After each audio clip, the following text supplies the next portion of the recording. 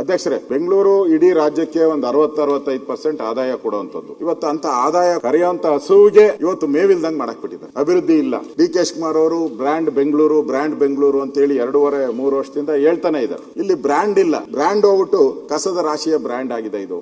ಇವತ್ತು ಹಳ್ಳ ಬಿದ್ದಿರೋ ರಸ್ತೆಗಳ ಬ್ರ್ಯಾಂಡ್ ಆಗಿದೆ. ಟ್ರಾಫಿಕ್ ಜಾಮ್ ಬ್ರ್ಯಾಂಡ್ ಆಗಿದೆ. ಈ ಖಾತಾಗೆ ಅಲೆದಾಡುವ ಬ್ರ್ಯಾಂಡ್ ಆಗಿದೆ.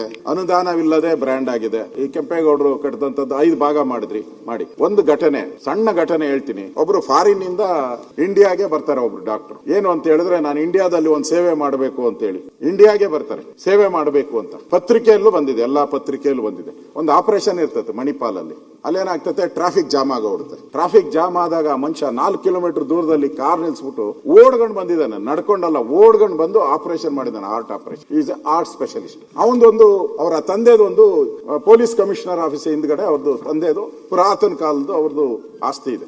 ಆಸ್ತಿನ ಅವರು ಮಕ್ಕಳಿಗೆ, ಅಂದ್ರೆ ಇವ್ರಿಗೆ ಅಕ್ಕ ತಂಗಿದಿರಿಗೆ ಭಾಗ ಮಾಡ್ಕೊಡಕ್ಕೆ ಆಗ್ತಾನೆ ಇಲ್ಲ. ಈ ಸರ್ಕಾರ ನೋಡಿದ್ರೆ, ನಾವು ಸಾಫ್ಟ್ವೇರ್ ಮಾಡಿದಿರಿ, ಈ ಖಾತಾ ಮಾಡಿದಿರಿ, ಆ ಖಾತಾ ಮಾಡಿದಿರಿ, ಓ ಖಾತಾ ಮಾಡಿದಿರಿ ಅಂತ ಆನು ಇಲ್ಲ, ಓನು ಇಲ್ಲ.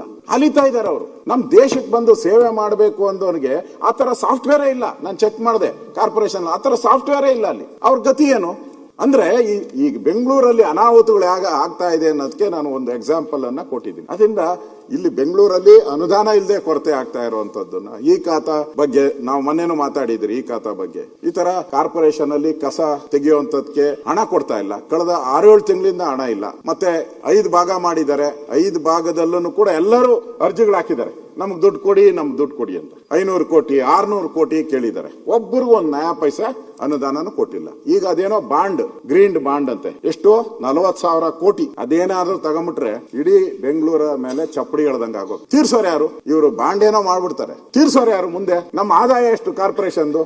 4,600 ಕೋಟಿ ವರ್ಷಕ್ಕೆ. 600-700 ಕೋಟಿ ಅಷ್ಟೇ ಬಂದಿರೋದು ಆದಾಯ. ಇವ್ರು ತಗೊಳೋದೆಷ್ಟು ಲೋನು? 40,000.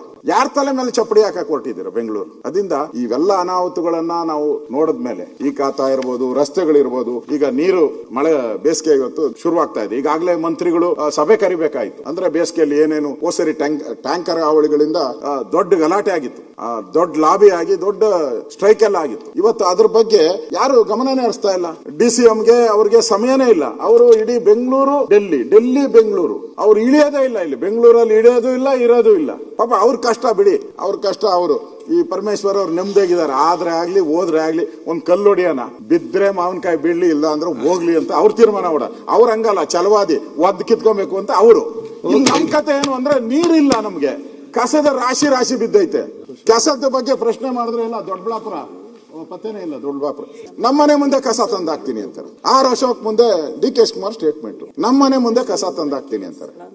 ಏನ ಅರ್ಥ ಏನು? ಹಂಗಾರೆ ನಾವು ಪ್ರಶ್ನೆ ಕೇಳಿದ್ರೆ ಕಸ ನಮ್ಮನೆ ಮುಂದೆ. ಈ ಸರ್ಕಾರ ಕಸ ನಿರ್ವಹಣೆ ಮಾಡಕ್ಕೂ ಆಗ್ತಾ ಇಲ್ಲ. ಗಲಾಟೆ ಯಾಕಾಯ್ತು? MLAಗಳು ಬೈದ್ರು. ಗಲಾಟೆ ಯಾಕಾಯ್ತು? ಅಲ್ಲಿ ಗಾಡಿ ಹೋಗ್ತಾ ಇತ್ತು ಆ ಮಾದೇವಪುರದಲ್ಲಿ.